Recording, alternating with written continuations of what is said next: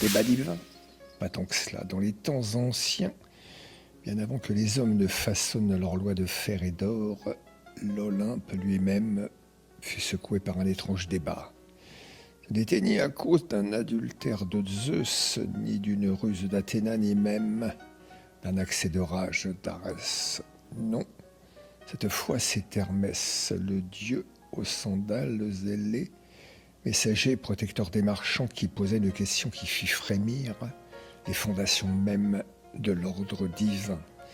A-t-on vraiment besoin de la croissance éternelle? Les autres dieux rassemblés dans l'agora céleste se turent. Puis on entendit les premiers craquements dans la voûte céleste. Dionysos intervint le premier. Si la coupe déborde, que le vin coule.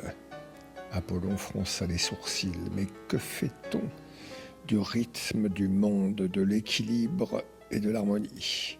Poséidon tempêta. La mer avance toujours, ce qui stagne meurt.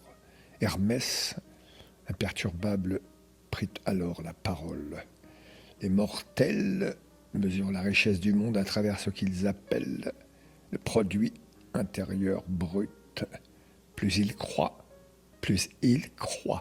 vivre mieux. Mais regardez-les, les bougres, la planète s'épuise, les mers s'acidifient, les glaciers fondent. Les villes se remplissent d'ombre et de chaleur.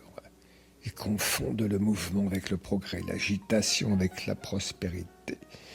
Zeus, de sa voix de stentor, digne de 50 hommes, fit trembler les cieux. Tu mets en cause la loi que j'ai instaurée, celle de la création infinie. Chaque génération doit faire plus que la précédente pour bâtir son avenir sur les cendres de ses pères. Mais Gaïa, vieille déesse de la terre et du temps, s'avança en silence. Sa voix était douce comme la rosée sur les champs. Ce que vous appelez croissance est parfois une fièvre qui consume le corps. Si l'arbre pousse trop haut sans étendre ses racines, il tombe à la première tempête. Ce qu'il faut, c'est une autre boussole. Les dieux se penchèrent alors sur la terre. Hermès leur montra des cités où l'on mesurait le bonheur, la santé des enfants, l'état des rivières, l'accès au savoir et la paix entre voisins. Des endroits modestes, souvent moqués par les banquiers de Ploutos, mais riches d'une sérénité durable. Athéna proposa un mot nouveau, eunomia. L'ordre juste où la richesse est mesurée non en quantité extraite, en quantité produite, mais en qualité de vie.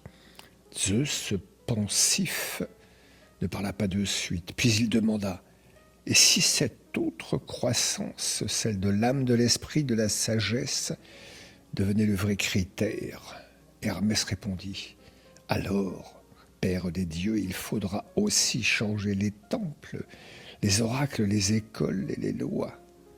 Un silence s'installa, assourdissant, car tellement définitif. C'est dans ce silence que naquit pour la première fois l'idée qu'un monde post-croissance était possible, ni utopique ni réactionnaire, un monde ancré dans une unité de mesure nouvelle, celle du suffisant, du bon, du juste, de l'équitable, de l'harmonie, de l'être avec sa nature.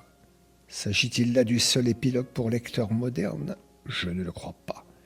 À l'image de Zeus, le réel n'est pas une fuite dans l'illusion, il est une nouvelle forme d'interrogation politique à voix basse. Il ne nie pas l'utilité de la croissance dans certaines phases du développement humain, infrastructure, lutte contre la pauvreté, éducation, attrapage conjoncturel ou structurel, construction de la paix dans la prospérité. Mais il interroge sur la pertinence de la croissance comme finalité indiscutable.